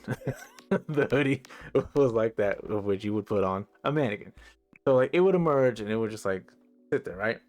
He freaks, flips, looks it. You know, he gets to a certain point after traveling a certain point in time, kind of running. He slows down, starts to walking. He stops for a minute, turns his flashlight off to see if he can see if anything's following him. He hears some rustling to his right, hands the flashlight on, hands the camera to the right, stares. Next thing you know, there's something full body that emerges from behind yet another rock and is just staring. Books it. This time it seems like he kind of like runs and goes into a different direction. He wraps around to a path. As he's running, he's like, he pans out to see in the grass line that same entity is following him, but now moving with him. Turns the flashlight off, camera's pointing down his feet. He's running, finds this little hole on a kind of like a rock line, like a little hill. There's like a little cave hole. You know, he gets himself in it, sits there. I believe it was in the video because it was cut for time. I think it was said that he sat there for like 10 minutes just to make sure that anything that was looking for him would have walked past. And you know, he feels like it was safe to get out there, so he comes out, turns the camera back on, turns the flashlight back on, pans around. Nothing that he had been seeing chasing him was there. And, you know, as his heart starts to repair itself, he turns around to look in the hole because he hears something. And out from the corner in which he was sitting, this entity, mannequin, pale looking face with hair. It was almost like the Grudge. The same exact corner he was sitting at. As soon as he pulled out of it and turned around, looked at the hole, this thing just. And he dipped. Just telling you guys that story gave me chills. Like, I would lose it if I saw that. Because how do you. Man. Scary. To see something chasing you and you come out of a hole and that thing right behind you. That's movie stuff. I couldn't do it. I'd had to kick rocks at that thing staring at me like that. Because he's on a trail in the woods. You definitely gonna get pelted by a rock or two scaring me. All right, and so there's another one, and that again, that's also on Nuke's top fives list. It was a really good one. And mind you, Nuke's top 5 videos, he's got episodes of video compilations of like 5 to 10. So, you know, sometimes he'll show top 5 ghosts caught on camera or top 10 ghosts caught on camera, stuff like that. But a lot of good material. I love that channel. So another video that I wanted to talk about was this guy. He ends up, I think he gets into a new house or a new apartment. No, it was a house. Yeah. But anyway, I know he's like, I think he sounds like Hispanic or something, but he has a red shirt. So he's going in and through the house, and I think he's been picking up on some kind of activity that he wasn't able to explain or capture at the time. And so I think, I can't remember the actual story of what was happening, but what he actually did was that he wanted to actually show the people of his social page that what he would experience. So he took his phone recording going around the house. He went through the bottom downstairs, went up the stairs, went to the bedroom, went to the restroom of the bedroom. As he was coming out of the room. So thing is, when he walks into the room, he's got the camera facing forward so you can see everything that he's seeing, and you see that his bed is, it's got, I think it has like a wood frame around it, but you can see it's empty and there's like really nothing on there but like a pillow or two in a sheet. And so, you know, he goes into the restroom, he's talking about how there's some activity that happens there and everything. As he comes out, he's got the phone facing towards him. I think he's in selfie mode, or he just turned it around, I don't know. But he's coming out of the restroom, leaving the room, and he's talking into the camera. And as he's past the bed, but you can see it's over his left shoulder. As he's walking out the door of that bedroom, there's actually a black, dark black, deep black, just like body laying in his bed. Oh, that's what it was. He stated that he would hear snoring when he was sleeping, and like something else. I think he would hear snoring and he'd feel like pokes in the back or something like that. So as he was leaving the room and he had his camera facing him and he was talking, he actually caught a sight of a dark, deep black body. No clothes or anything, just like it seemed like it was like a body burnt to a crisp. But it was just laying like this on the left, the flat, just like, you know, arms to the side, feet together, just like that, on the opposite end of the bed where he would sit or where he would lay, but where he would hear the stuff coming from. And that, seeing that video tripped me out. I don't know what it was about it, but that one got me. I was like, oh dang.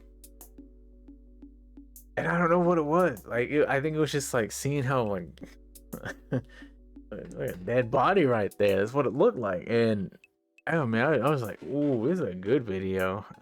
I find that to be good content. But it was, oh man, I kind of want to go back and watch it. Does anybody have any plans for Halloween? I think I've already talked to Sean about it. Does anybody else got any plans for? Are we dressing up? Are we getting candy? Are we staying in? Are we working? Who's doing what for Halloween? I think I mean obviously we're taking the kids trick or treating. I don't even have a costume. Every year I get to this point, like the past 3 or 4 years since I've started having our boys.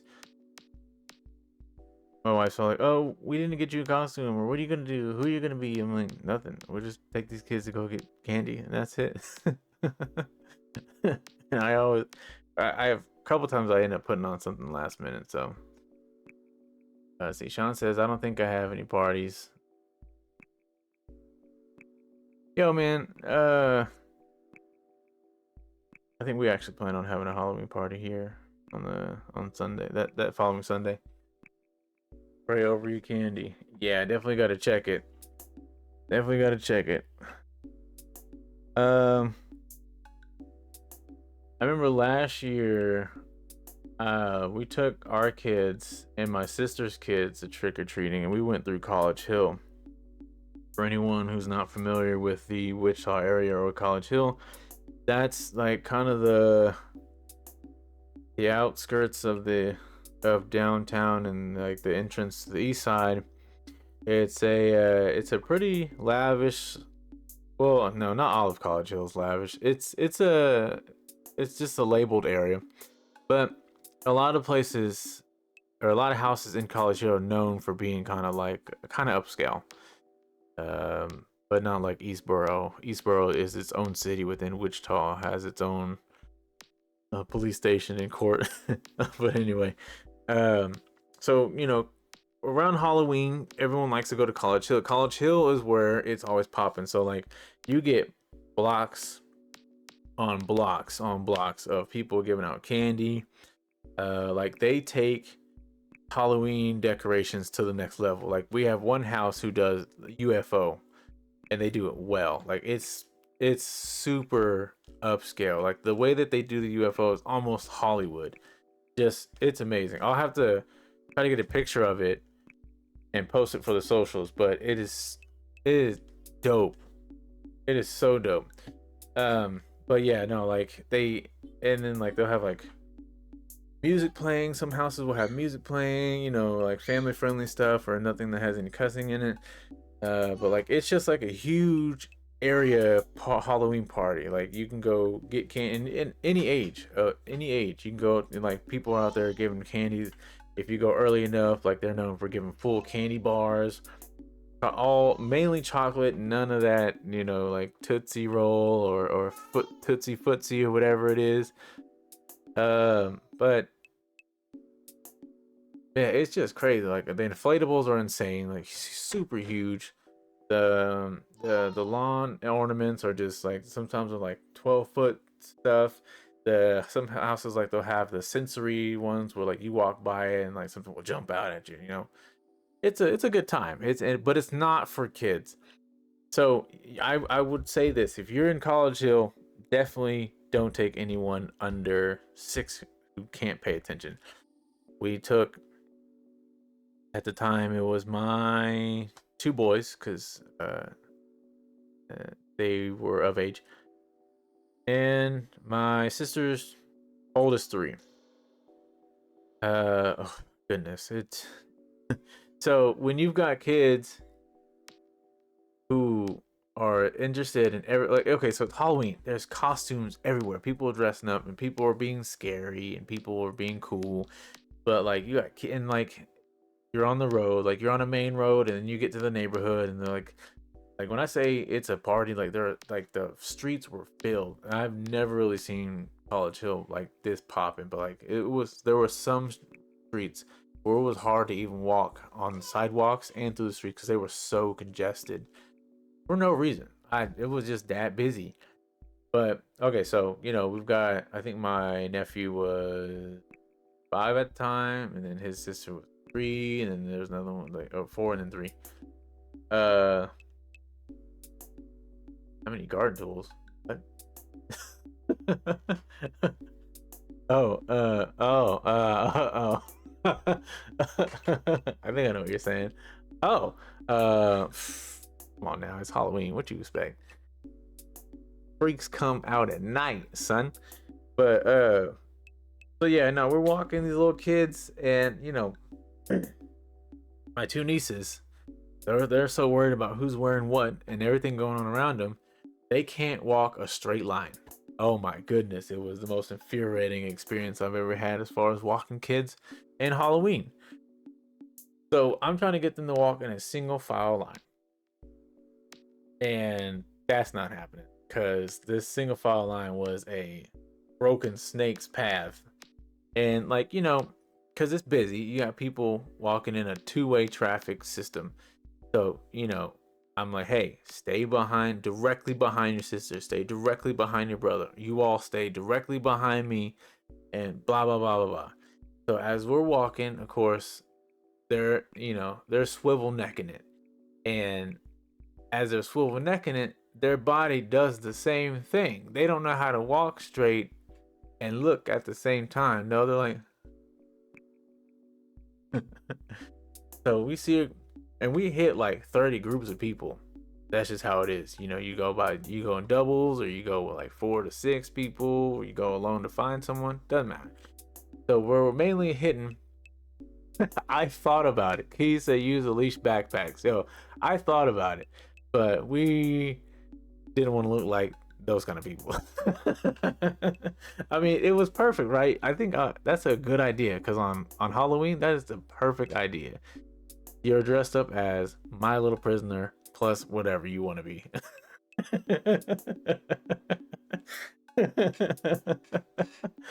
Should have just had keys. Look, man, my nieces and nephews, they know I don't play. So, especially when it comes to being on the main road, we got these cars going back and forth trying to get to where they want to be, and we got these people. Oh my god. And it's nighttime. So it's like, oh man, it was a headache. It was a headache. And just so like every time I would turn around after getting them all in a single file line, I would turn around in 30 seconds. I got one little dumbass duckling over here, the other one over here. And the thing is, man, I had to walk off to the side because for some reason they didn't understand the concept of walking in the street, not paying attention. I don't get that. You're old enough to be walking around.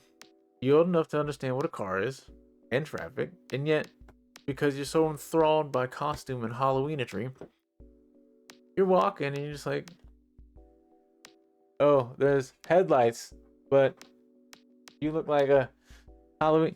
And it's like I had to turn around like, yo, get off of the. How many times I did that? Oh man, it was stressful, but that's not even the point I was getting to. So that it was that busy, it was that stressful. But the one thing that really upset me that night, and I want everyone. I mean, we'll have another episode. You'll be seeing me on stream all the way up to Halloween, but I'm gonna say it anyway, just in case you're not able to see me or the video. Come Halloween night or closer to Halloween with your parties, I want everyone to be safe. Make sure if you're going with people, look out for your people, and just be aware of your surroundings. All right. Because when we were on the tail end, we were actually going back to the car. We're done. We're done dealing with them. They each got, I think, well, I want to say maybe no more than 20 pieces of candy each. We went to like maybe a few doors. We hit people who were more on the sidewalks than anything. It just was not a good time. But as we were heading back to the car, we're like 1 block away from the main road that will take me to my car. As I have already crossed the street with about 2 or 3 of the kids, my wife's coming behind me. As she hits that divot to go up the part of getting to the sidewalk, this car is speeding down the street, music on loud, windows down, occupants of the car on loud as well. And they come speeding down the street of the residential street, which speed limit's 10, 15, or whatever. And they're going 40, 30, 40. And so, I hear them coming down the street as I'm hitting the sidewalk, and I turn around and see my wife and the kids are about there. I'm like, yo, hurry up. They get there, this car like just like almost hits them, and like they were stopped because there was other people in the street, so they ended up having kind of like the pump on the brakes, almost hits my family. And then like someone shouts something out of the window. Me and my wife both turned around and almost reverted back to almost, the time we had no kids, because and look, mind you, I was like a mock-up samurai last year. I had my sword, I had on some other stuff that made me feel like I was a samurai.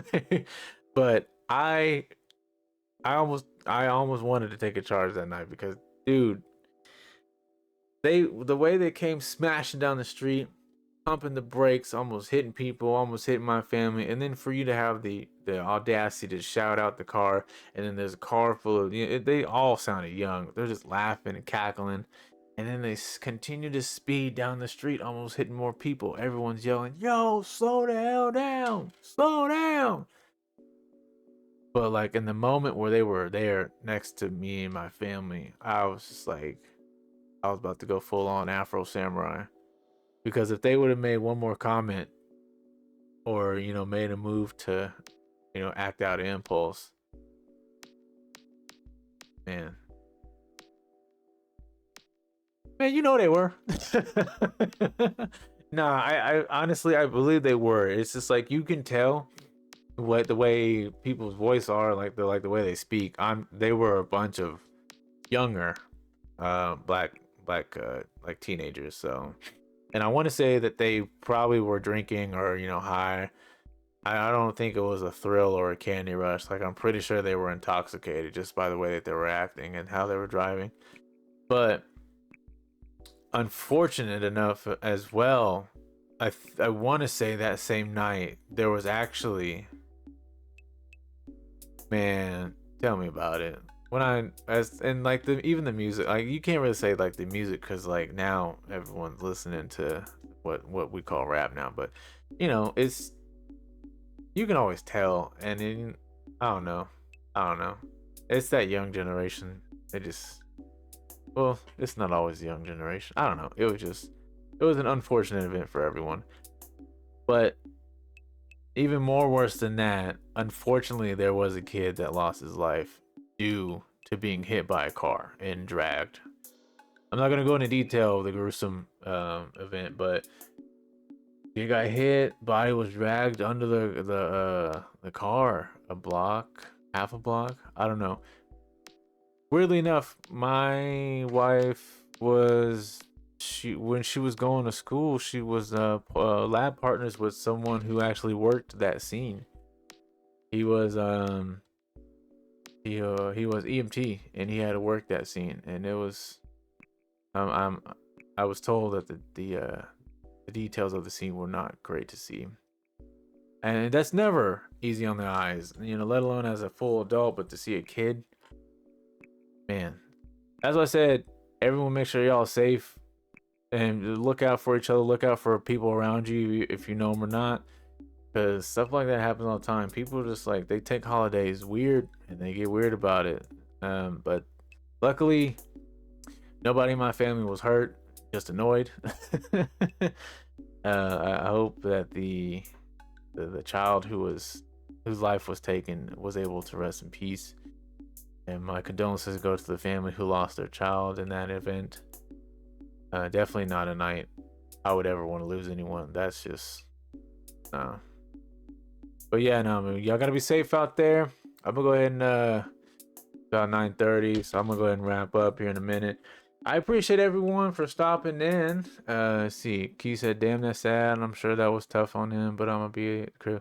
That's good. Yeah, no, man. Like, oh, and that's funny you say that, because the funny thing about being in College Hill, like if you live in College Hill, you either on Halloween night have to leave your house at 4, do not plan to come back until 2 or 3, or you're in for the rest of the night, because traffic, people try to drive, like they have some of the streets blocked off specifically for people to go trick-or-treating, but then there's other open roads, and so many people try to go back and forth.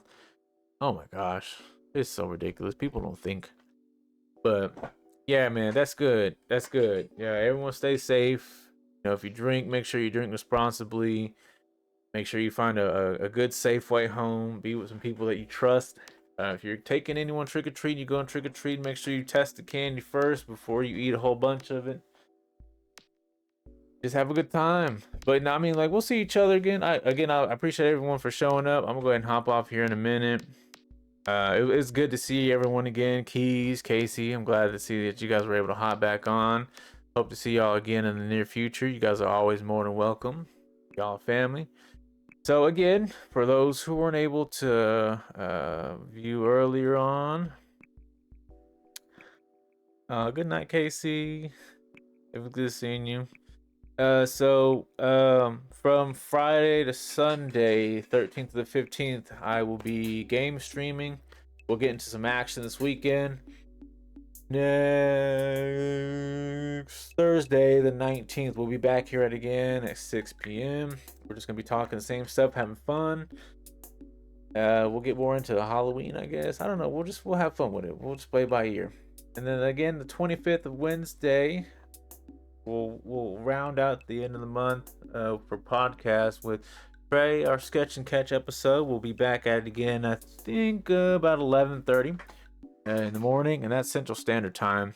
And then of course each weekend you can catch me gaming Friday to Sunday at 11 o'clock Central Standard Time. You tend to usually push it till 2. Sometimes I go till 3. But yeah, I'm always up. But everyone, take care. Sean, you have a good night. Casey, again, good night. Keys, much love, brother. You have a good night. Hope to see y'all again soon. Y'all stay safe this weekend. Stay hydrated. Be safe. I already said that. Okay. All right. All right, y'all. Take care.